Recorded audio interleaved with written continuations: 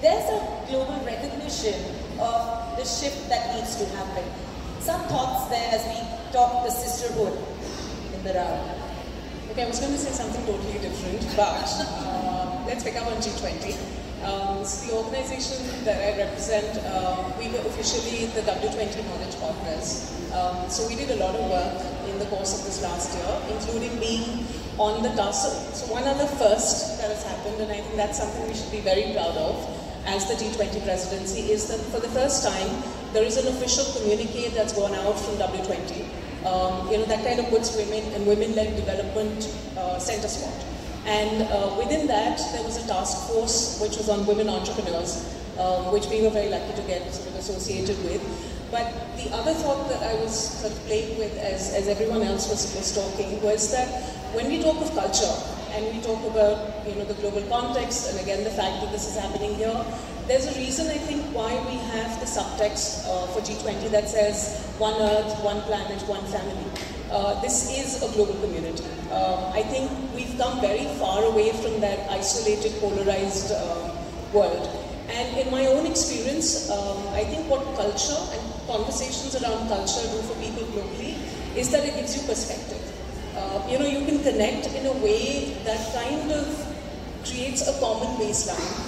And one of the things that we do at the Chamber of Commerce is that we have a lot of trade dialogues. There's a lot of back and forth between countries and women entrepreneurs who speak to each other. There's a lot of this that embassies do as well. There are trade attaches and they do the exact same thing. So what is it that we're trying to do differently is actually pull out these experiences which are very personalized.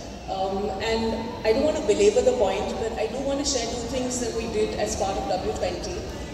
One, we launched a Shakti cart. It's actually a cart.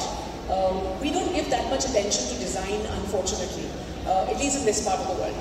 This is a cart, and there's been a lot of research on carts, mind you. There might be people sitting here who say the Department of Science and Technology here and some other groups worldwide have looked at carts, but we've not looked at what it means for a woman or a woman vendor when she's using that cart.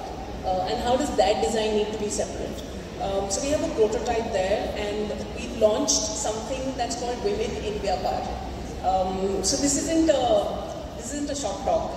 I'm not trying to tell you about the chamber, but to bring in a point about cultural integrity and normalizing it for the globe.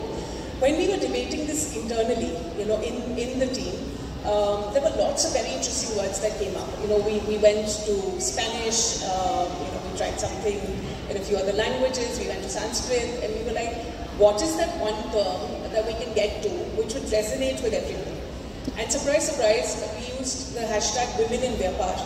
And some people in the team said, but people are not going to know what Vyapar means. Vyapar, for those of you who don't know, in Hindi it means business. And we're about women entrepreneurship. So I said, what the heck, there are words like jugaad that are in the English dictionary now.